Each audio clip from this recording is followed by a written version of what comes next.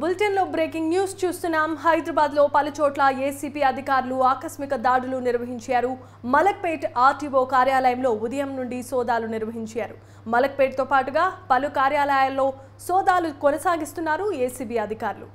ఇక ఇదే అంశానికి సంబంధించి మరిన్ని అప్డేట్స్ను మా ప్రతినిధి crime bureau chief Krishna phone in ద్వారా అందిస్తారు. కృష్ణ, చెప్పండి. జమీమా, ఏదైతే హైదరాబాద్లోని పలు ఆర్టీఓ కార్యాలయాలపైన ఏసీబీ అధికారులు ఆకస్మిక దాడులు నిర్వహించడం జరిగింది. ఈ మలక్పేటలో ఉన్న ఆర్టీఓ కార్యాలయంతో పాటు పాత బస్తీలో ఉన్న పండ్లగూడ ప్రాంతంలో ఉన్న ఆర్టీఓ కార్యాలయంలో ఏసీబీ ఒక్కసారిగా మెరుపు దాడికి పాల్పడ్డారు.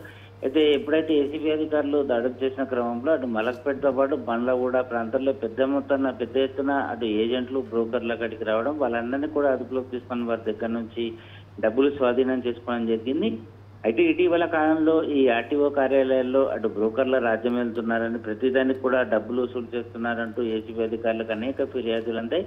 ఈ ఫిర్యాదుల నేపథ్యంలోనే మొత్తం 5 బృందాలుగా ఏర్పడి ఏసీబీ అధికారులు హైదరాబాద్లో ఉన్న పలు ఆర్టీఓ కార్యాలయాల్లో సోదాలు నిర్వహించడం కూడా జరుగుతోంది. ఇక ఆ ఏజెంట్లను ఆర్టీఓ ఏదైతే బ్రోకర్లు పట్టుబడ్డారో వారి దగ్గర డబ్బు స్వాధీనం చేసుకోవడమే కాకుండా ఏ లైసెన్స్ కానీ ఇతర ఏ పనులకు ఎంత డబ్బులు అధికారులకు చెల్లిస్తున్నారు, సిబ్బందికి ఎంత ఇస్తున్నారు, వాటా ఎంత అన్న విషయం పైన ఏసీబీ అధికారులు ఆరా తీయడం జరుగుతుంది.